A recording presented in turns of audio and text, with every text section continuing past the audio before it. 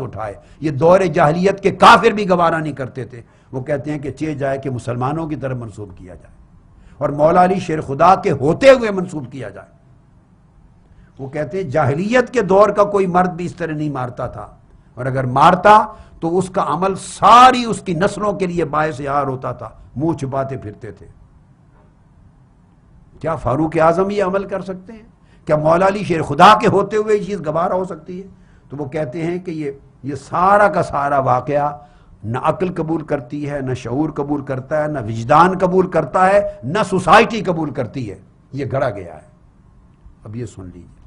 اب اس کے بعد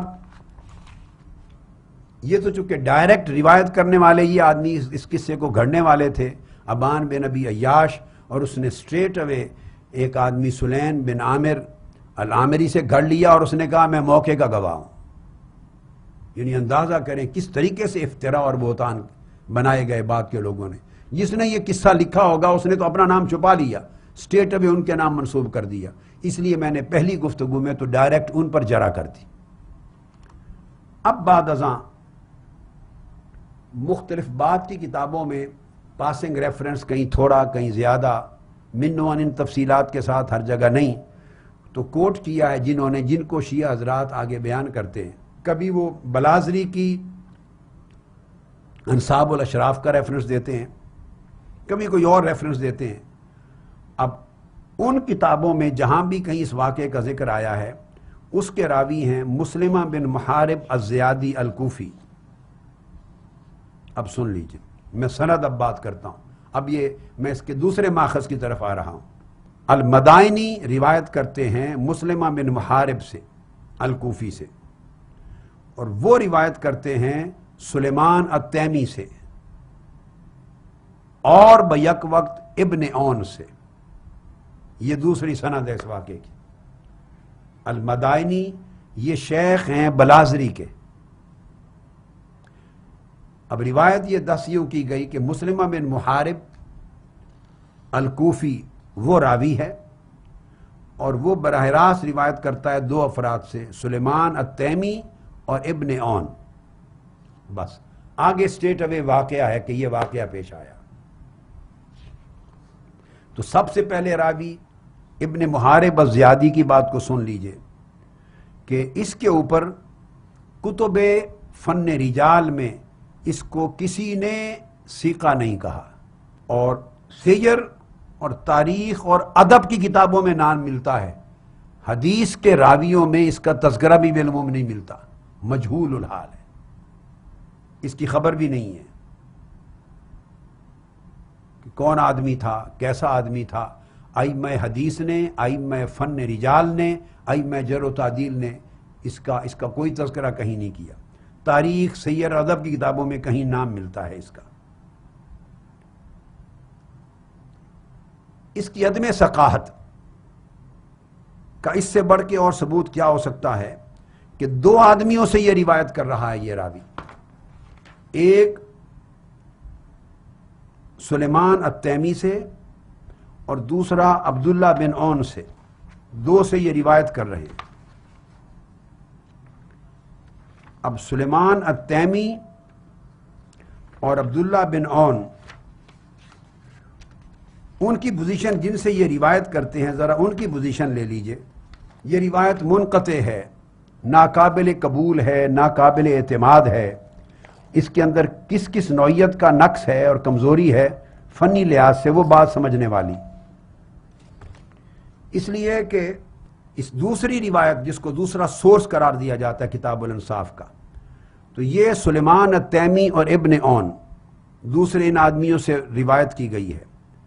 اب جو لطف کی بات ہے، بلازری نے روایت کیا ہے. بلازری کی ولادت ہوئی ہے 180 میں، اور بعض جگہوں پر بلازری نے اپنا نام لیا اپنے شیخ کا المدائنی کا بھی، ایک ہی زمانہ ہے ان کا. وفات ہو گئی ہے 279 میں. اب وہ روایت کر رہے ہیں سلیمان التیمی سے.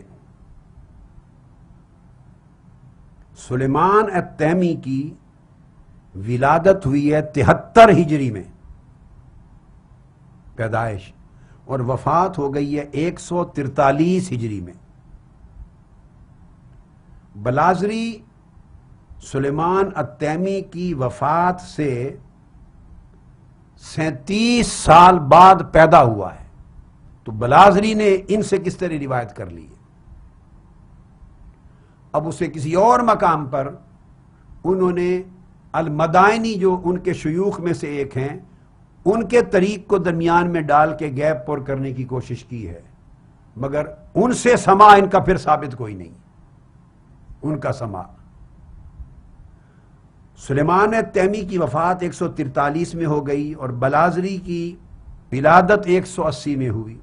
دوسرا نام ہے عبداللہ بن اون، کہ دونوں سے بیک وقت روایت کیا ہے۔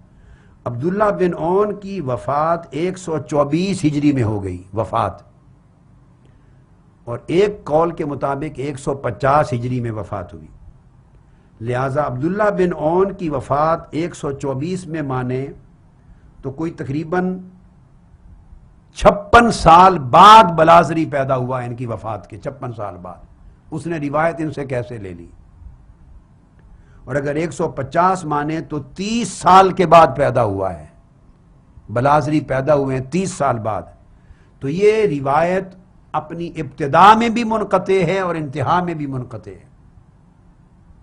درمیان میں کون ہے روایت کرنے والا، وہ کتنا کاذب آدمی ہے، کتنا وضاح ہے، شیعہ ہے، کون ہے، ذکر ہی کوئی نہیں، گول ہے عبارت میں، کس طرح اس روایت کو مان لیں۔ اور آگے سنیے، سلیمان التیمی ان کی ولادت آ جائیے، ولادت ہے 73 ہجری میں اور واقعہ ہے سن 11 کا، راوی پیدا ہوا ہے 73 ہجری میں، اور درمیان میں جو گیپ ہے سن 11 کا واقعہ، 62 سال بعد تو وہ پیدا ہوا ہے۔ اب اس نے کس سے سنا، اس نے آگے کس سے سنا، وہ سارا گیپ ہے۔ اس سند کو کہاں سے مان لیا جائے، کس نے گھڑی ہے، درمیان میں کتنے کذاب ہیں، کتنے وضاح ہیں۔ رہ گئے عبداللہ بن اون، ان کی ولادت ہے پیدائش 66 ہجری کی، واقعہ ہے 11 ہجری کا۔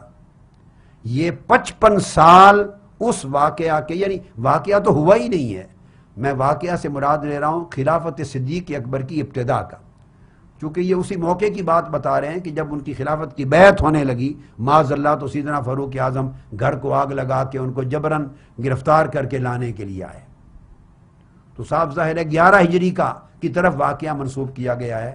بیعت صدیق اکبر رضی اللہ تعالیٰ عنہ کا موقع ہے، وہ 11 ہجری ہے، اور ولادت عبداللہ بن اون کی 66 ہجری ہے۔ اس میں 55 سال کا گیپ ہے۔ 55 سال کے گیپ میں مزید 2 راوی بھی ہو سکتے ہیں، 3 راوی بھی ہو سکتے ہیں، 2 تو کم سے کم ہو سکتے ہیں، کیونکہ پیدا ہوتے ہی تو روایت نہیں سن لی، روایت سننے کے قابل ہوتے ہوتے بھی تو آدمی 10 15 20 سال کا کم سے کم ہوتا ہے، تو 10 15 20 سال اور آگے کر لیں تو گویا واقعہ اور اس کے سما کے قابل ہونے میں زمانہ 70 75 سال کا گیپ آ جاتا ہے، جبکہ سلیمان التیمی کی ولادت 73 ہجری میں ہوئی، انہیں کوئی بات سما کرنے کے قابل بننے میں 10 15 سال بھی کم سے کم لگا لیں چلو، تو وہ جا کے 90 ہجری کے قریب سما کے قابل ہوئے،